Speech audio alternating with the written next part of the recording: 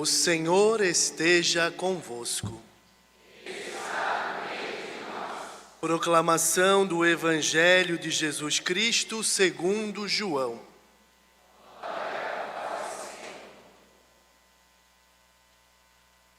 Naquele tempo, havia alguns gregos entre os que tinham subido a Jerusalém para adorar durante a festa.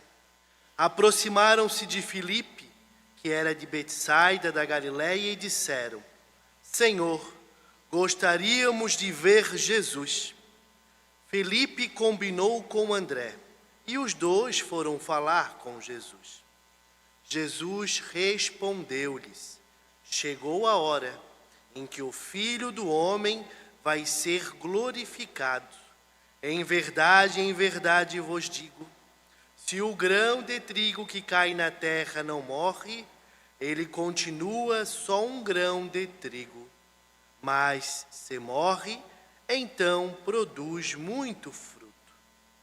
Quem se apega à sua vida, perderá. Mas quem faz pouca conta de sua vida neste mundo, conservá-la-á para a vida eterna. Se alguém me quer servir, siga-me, e onde eu estou, estará também o meu servo. Se alguém me serve, meu Pai o honrará. Agora, sinto-me angustiado, e o que direi? Pai, livra-me desta hora. Mas foi precisamente para esta hora que eu vim. Pai, glorifica o teu nome. Então veio uma voz do céu: eu o glorificarei, e o glorificarei de novo. A multidão que aí estava e ouviu, dizia que tinha sido um trovão. Outros afirmavam: foi um anjo que falou com ele. Jesus respondeu e disse: essa voz que ouvistes não foi por causa de mim, mas por causa de vós. É agora o julgamento deste mundo. Agora o chefe deste mundo vai ser expulso. E eu, quando for elevado da terra, atrairei todos vós a mim. Jesus falava assim para indicar de que morte iria morrer. Palavra da salvação. Glória a vós, Senhor.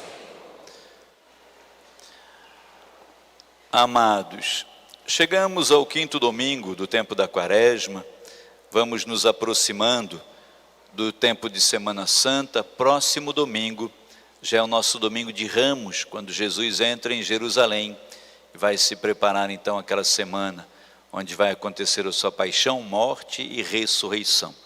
A maior semana da nossa fé. E nessa proximidade do tempo de Semana Santa, nós temos a liturgia que nos contempla, com essa maravilha que é a primeira leitura da profecia de Jeremias. Na profecia de Jeremias, Deus, isso aqui ainda é a primeira aliança, ainda é o Antigo Testamento, ainda é a época dos profetas. Jeremias, Deus fala através do profeta, Em que concluirei com esta casa, a casa de Israel, a casa de Judá, uma nova aliança? Está chegando o tempo, virão os dias em que concluirei uma nova aliança.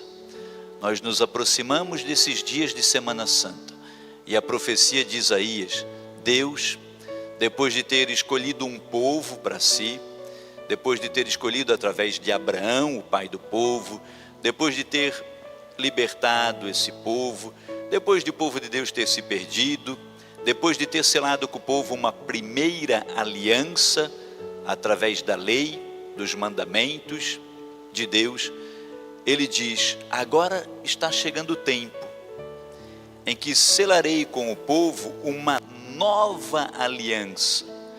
E essa nova aliança não vai mais ser entre Deus e uma pessoa, como Deus e Abraão.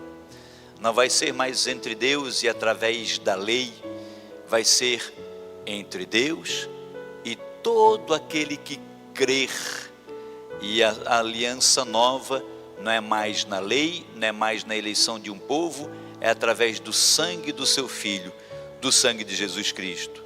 A nova aliança não será como a aliança que fiz com os seus pais, quando os tomei pela mão para retirá-los da terra do Egito, e que eles a violaram.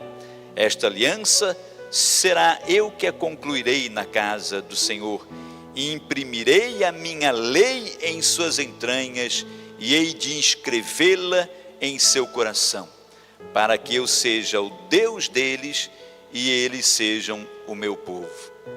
É uma lei selada no coração da gente. Essa aliança nova está dentro do coraçãozinho da gente. Ela é selada pelo Espírito Santo de Deus, que é derramado em cada um de nós. Lembra o Senhor Jesus, no alto da cruz, antes de entregar a sua vida, antes de se entregar, a última falinha dele é: Pai, em tuas mãos entrego o meu espírito. E naquele mesmo momento a cortina do templo se rasga de alto a baixo, e o Espírito de Deus vai ser colocado no nosso coração. Concluirei com essa casa uma nova aliança, e imprimirei a lei nas suas entranhas, e hei de inscrevê-la em seu coração, através da graça e da misericórdia de Deus. Por isso é que a liturgia completa, pedindo que a gente cante no Salmo 50 esse refrão: criai em mim um coração que seja... Criai em mim um coração que seja... Criai em mim um coração que seja... Criai em mim um coração que seja puro. O Espírito de Deus, essa aliança selada no nosso coração, marcada nas nossas entranhas, pedindo que o Senhor crie na gente um coração que seja puro. Coração que seja puro, um coração generoso, uma alma decidida, coração semelhante ao coração de Jesus. Como é que a gente reza? Jesus manso e humilde de coração, nosso coração semelhante ao vosso. Que essa aliança faça o nosso coração semelhante ao vosso. Criai em mim um coração que seja puro, dai-me de novo um espírito decidido. Ó Senhor, não me afasteis da vossa face, nem retireis de mim o vosso Santo Espírito. Um coração puro e um espírito decidido. Espírito decidido é o Espírito Santo de Deus que habita na gente. Algumas coisas que nós vivemos são sentimentos, outras são decisões.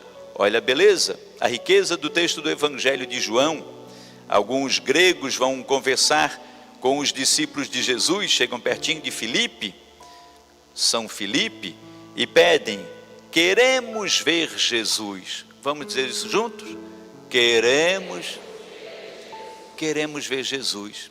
Para quem que os gregos já são esse povo da profecia de Jeremias, da nova aliança? Os gregos não eram judeus, eram outras gentes. Eles inclusive tinham vários deuses, mas o Senhor Deus vai querer trazê-los para que eles sejam também adoradores do único e verdadeiro Deus. Deixem de lado o Deus Sol, a deusa Lua, o Deus Poseidon dos mares, o Deus dos relâmpagos, o Deus do amor. Deixe todos esses deuses que são criatura para adorar o único e verdadeiro Deus, que é o Criador. E esses gregos se aproximam do intercessor Filipe, como eu e você muitas vezes nos aproximamos de Santo Antônio, de Santa Maria Margarida Alacoque, de Santa Paulina. Às vezes nos aproximamos até da mãezinha de Jesus, de Nossa Senhora, desatadora dos nós, Nossa Senhora Aparecida, São Cura d'Ars. Nós vamos como os gregos, eles foram a São Filipe, pediram: São Filipe, queremos ver Jesus. Filipe intercede, vai conversar com André, eles combinam e levam os gregos para falar com Jesus. E Jesus diz: chegou a hora e é agora da nova aliança, da aliança de Jeremias profetizada. Chegou a hora e é agora em que o Filho do Homem vai ser glorificado. Em verdade vos digo, se o grão de trigo que cai na terra não morre, ele continua só um grão de trigo, mas se morre, produz frutos. O Senhor Jesus está falando dele, da morte dele. Ele é esse grão de trigo que vai cair na terra, caiu na terra, vai precisar morrer para produzir frutos, vai precisar derramar o sangue dele para produzir frutos, a nossa salvação, a nossa redenção. Se o grão de trigo tivesse caído na terra, um grão de trigo que cai na terra, mas não morre, fica aquele grão de trigo que vai apodrecer, não vai produzir nada. Mas se ele morre, aí ele produz frutos. Depois da morte do grão de trigo é que vem o fruto. Jesus fala dele, mas nós também precisamos trazer isso para o nosso dia a dia.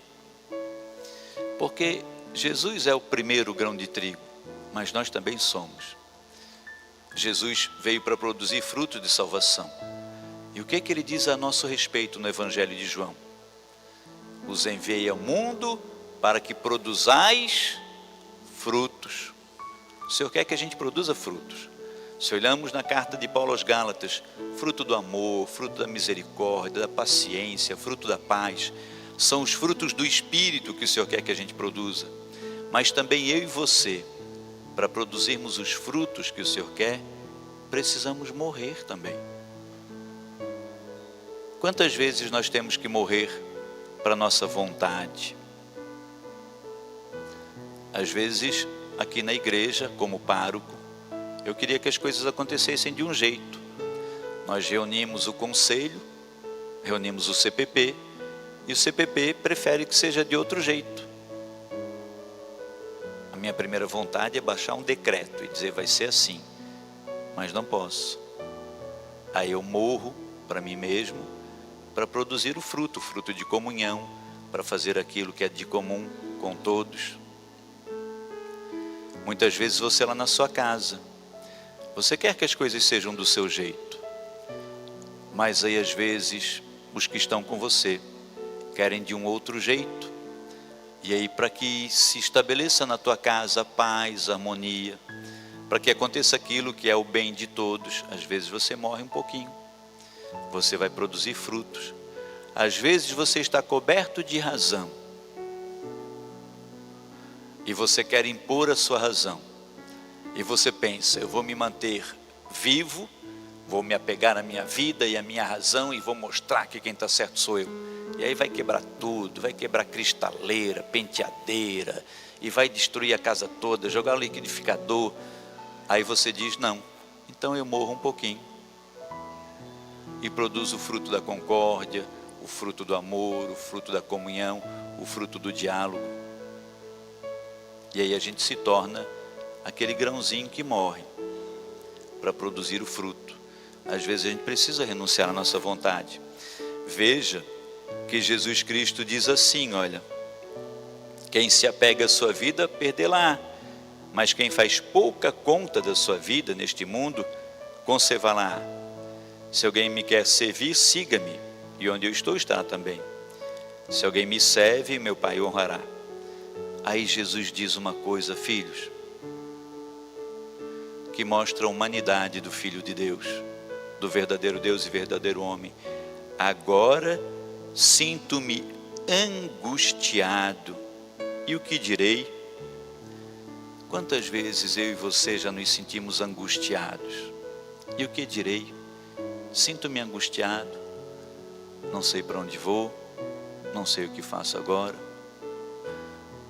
A mulher para quem eu declarei todo o meu amor me abandonou. O homem para o qual eu entreguei a minha vida me traiu. O emprego que eu pensei que fosse o emprego dos meus sonhos, acabei de ser demitido. Vestibular que eu tentei e não fui aprovado. Acabei de vir do médico e o diagnóstico não é nada bom.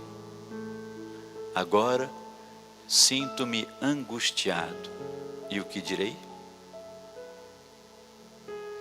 Jesus passou por isso antes de mim e de você, pela angústia, pela solidão, pelo sentimento de abandono.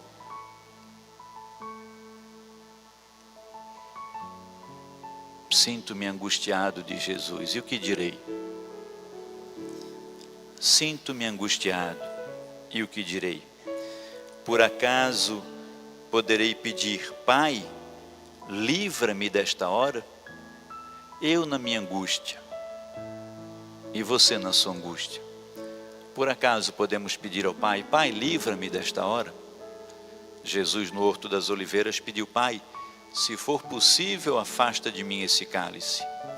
Você já teve, filho amado, na sua vida, algum momento, esse desejo de pedir: Pai, livra-me desta hora, dessa hora de angústia, de dor, de sofrimento, desse luto?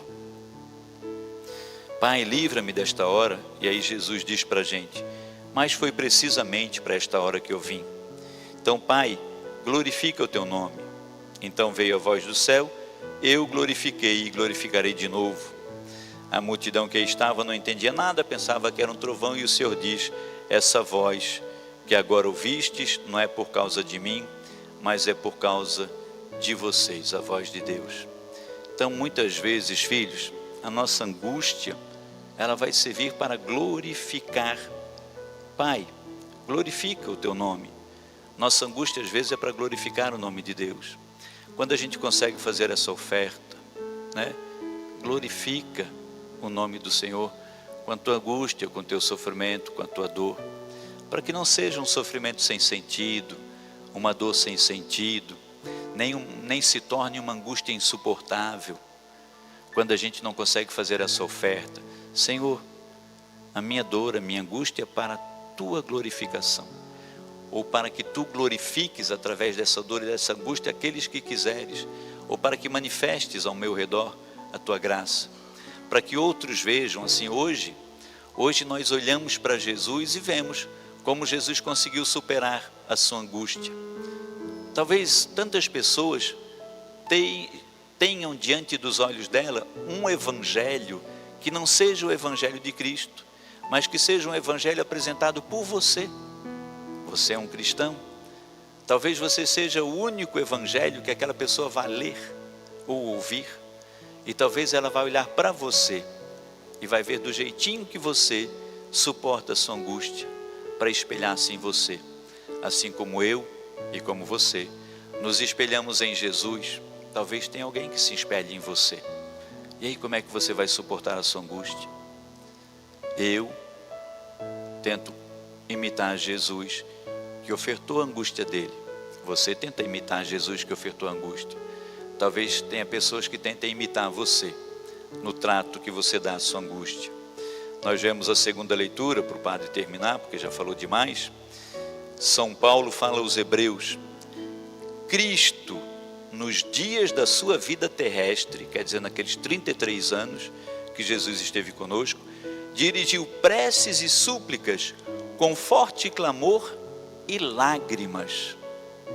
Cristo, nos 33 anos que esteve conosco, na sua vida terrestre, dirigiu preces e súplicas com clamor e lágrimas àquele que era capaz de salvá-lo da morte, e foi atendido por causa de sua entrega a Deus.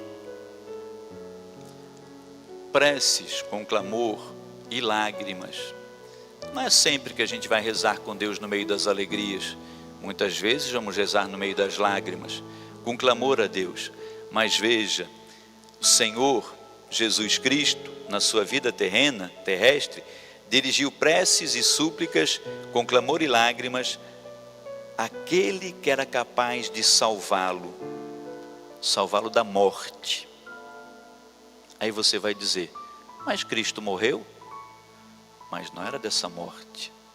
Essa morte, nenhum de nós será salvo. Da morte terrena, da morte do grãozinho que vai para a terra de trigo e morre. Mas nós precisamos ser salvos da morte eterna. Por isso precisamos dirigir a Deus. É o único que pode nos salvar da morte eterna. Tem muitos deuses que são falsos, mentirosos, que prometem salvação, e que prometem salvação neste mundo, mas a morte deste mundo vai alcançar todos. A morte da eternidade que não.